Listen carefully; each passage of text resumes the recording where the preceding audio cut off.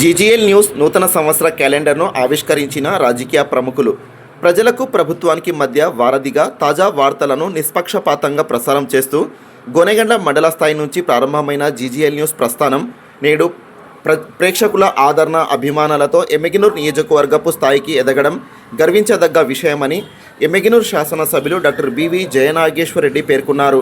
మండల కేంద్రమైన నందవరంలో 2026 నూతన సంవత్సర జీజీఎల్ న్యూస్ క్యాలెండర్ను ఆయన ఆవిష్కరించారు. అనంతరం జీజీఎల్ న్యూస్ వ్యవస్థాపక మేనేజింగ్ డైరెక్టర్ అహ్మద్ హుసేన్ను శుభాకాంక్షలు తెలిపారు.